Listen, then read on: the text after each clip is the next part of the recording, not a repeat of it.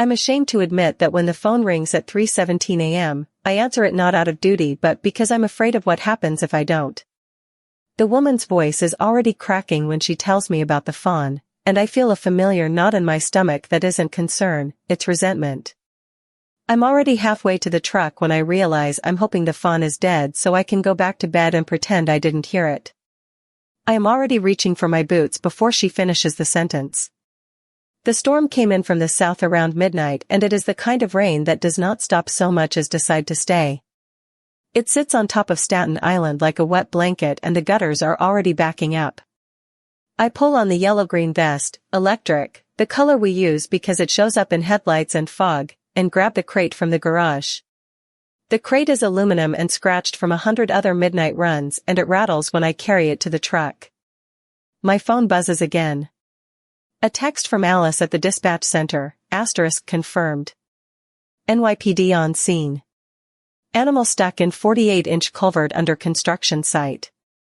Water rising *. The word rising is the one that makes my chest go tight. I drive south on Richmond Avenue and the wipers cannot keep up. The streets are empty because normal people are asleep at 3 a.m., which is what normal people are supposed to do. I used to be a normal person. I remember it vaguely, like a dream about someone else's life. There was a time when I slept through the night and woke up to an alarm clock and made coffee before the sun came up. That version of me feels like a photograph of a stranger. The construction site is off the service road behind the old pathmark that closed 3 years ago. There is a chain-link fence with a gap cut through it and a police cruiser parked sideways with its lights flashing red against the rain. The red reflects off the puddles and makes the whole scene look like something underwater. The officer is young and he is standing at the edge of a hole in the ground that I almost miss because it's full of shadow. "It's down there," he says, pointing.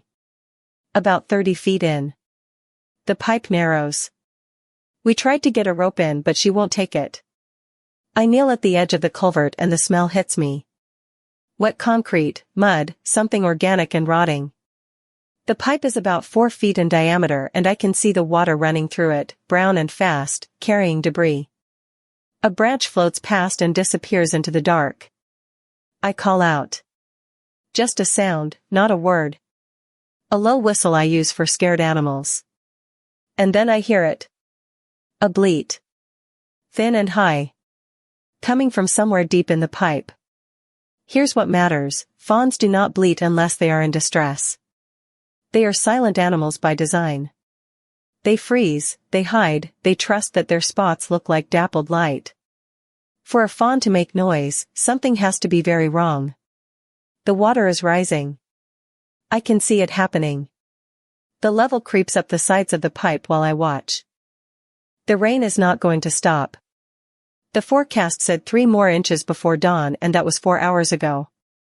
I have to go in, I say. The officer looks at me like I just offered to set myself on fire. The pipe could collapse, he says. It's a construction site. That trench isn't shored. If the walls come down, then they come down. I say it flat because if I let myself feel the words I will not go in.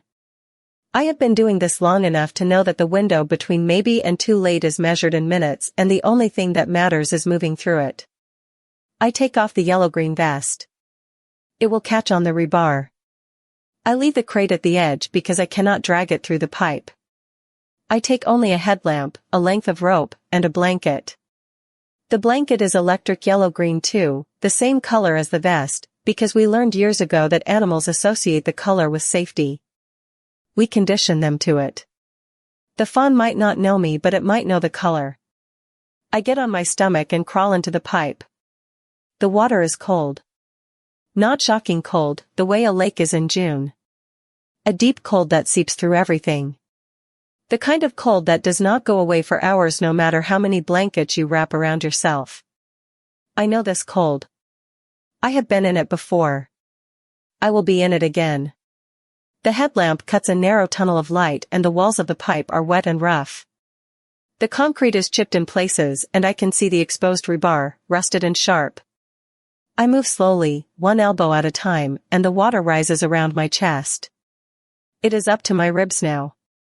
The bleat comes again. Closer. I'm coming, I say. I'm right here. I do not know if she can hear me over the water. I do not know if she understands that the sound of my voice means something good. But I keep talking because that is what you do. You keep talking. You keep moving. You do not stop.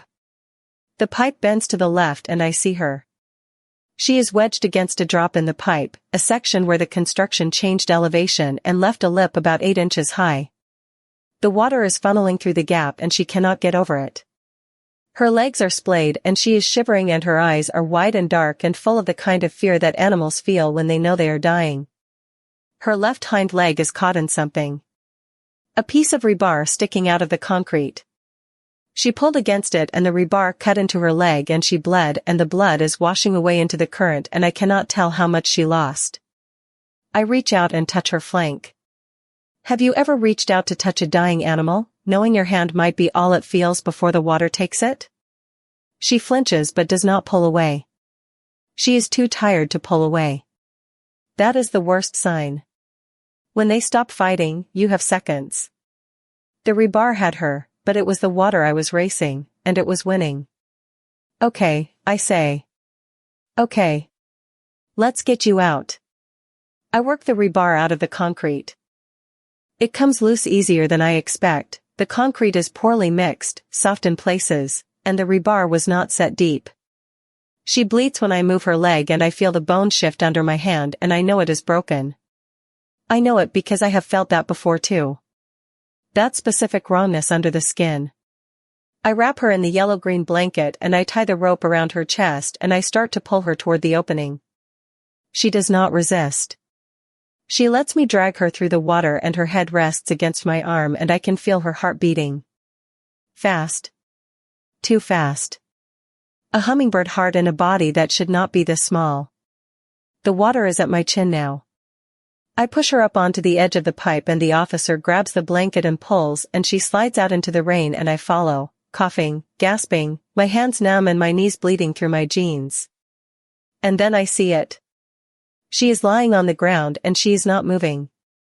The officer is kneeling beside her and he is saying something but I cannot hear him because the rain is too loud and my ears are full of water and I am watching her chest because if her chest stops moving then the whole night was for nothing. Her chest moves. I exhale. We load her into the crate and I drive her back to the center and I call the vet and I wait. That is what I do. I wait. The radio cuts through the silence at 1:18 p.m. Number 118 in the afternoon. I am at the center, cleaning the enclosure where we kept the red-tailed hawk last month. The hawk is gone now. Released 2 weeks ago.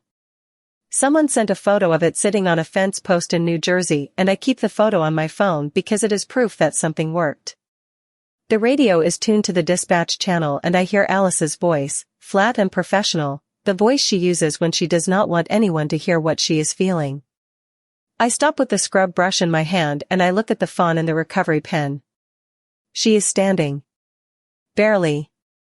The leg is splinted and wrapped and she is eating hay from a bucket and she looks at me with those dark eyes and I think, you have no idea what you survived. The Pine Barrens fire started in a drainage ditch. That's what they said on the news. Someone threw a cigarette out of a car window and the dry brush caught and the wind picked up and now there are 6,000 acres on fire and the wildlife corridor between the preserve and the wetland is gone. I know what that means. I have been doing this long enough to know that when the corridor goes, the animals that survive the fire will try to cross the highway. They will come out of the smoke confused and desperate and they will stand in the middle of the road and they will not move because they do not understand what a car is. I drive south. The staging area is chaos. Trucks and trailers and people in yellow-green vests and helmets. The sky is orange and gray and the smoke is thick enough to taste. It tastes like ash and pine and something chemical that I do not want to name. The coordinator is a woman named Denise who has been doing this since before I was born. She is 68 years old and she has the kind of authority that comes from having watched things burn and flood and break and having rebuilt them anyway. We have 2 hours before the fire reaches the wetland, she says. There's a beaver lodge in the channel. If the lodge catches, the whole ecosystem collapses. We need to get the beavers out. Beavers. Of course. People do not understand beavers. They think of them as pests. Dam builders. Flood causers. They do not understand that beavers are the engineers of entire ecosystems. That their dams create wetlands that filter water and prevent floods and provide habitat for 100 other species.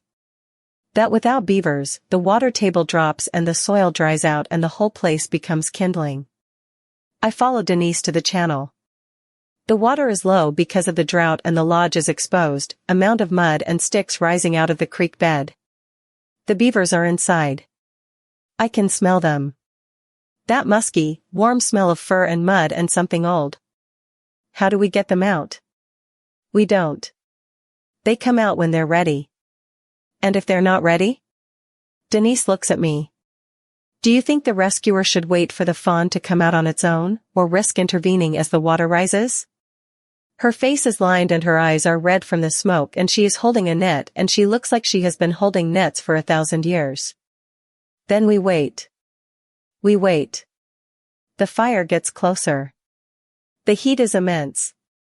I can feel it on my skin from a quarter mile away. The air shimmers and the trees pop and crack and the sound is like gunfire. And then the beavers come out. 3 of them. 2 adults and a kit. They emerge from the lodge one by one, moving slowly, their eyes reflecting the orange light. They do not panic.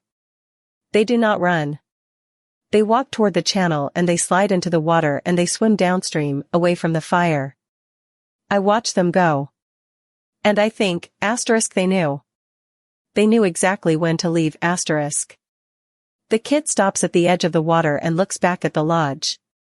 Its mother nudges it with her nose and it turns and follows her into the dark.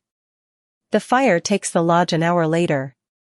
I watch it burn from the ridge. The mud cracks and the sticks catch and the whole thing goes up in a tower of sparks. Because the water is still rising, and somewhere in that dark pipe, there is still a heartbeat. Nothing comes out. They were the last ones. The real mistake here is thinking that this job is about the moments that work. The rescues that make the news. The photo of the hawk on the fence post. The beaver swimming downstream. It is not. It is about the phone calls that come at 3 a.m. and the animals you cannot reach in time and the funding that gets cut every year because wildlife rehabilitation is not urgent until it is, and by then it is too late. I have known for 6 months that the center is closing. The grant ran out. The county pulled the funding. They said it was a budget issue. They said it was temporary. They said they would find a way to restore it in the next fiscal year. They will not. I know this because I have been doing this long enough to know what temporary means in government language. It means never. The fawn is ready to be released. I drive her out to the wildlife corridor, what is left of it. The fire took most of the underbrush but the trees are still standing, blackened and skeletal. The wetland is recovering. The beavers will rebuild. It will take years, but they will rebuild. I open the crate. She hesitates. She stands at the edge of the opening and she looks at me and I think, you do not remember. You were so small. You were bleeding in a pipe and the water was rising and you were going to die and I pulled you out, She does not remember. Of course she does not. Animals do not remember rescue. They remember safety. They remember the yellow-green blanket and the voice that did not hurt them. But they do not remember me. She steps out of the crate. She tests her leg. It holds. She takes a few steps into the brush and then she stops and looks back. For a long moment, she just stands there. Then she flicks her tail and disappears into the trees. I go home.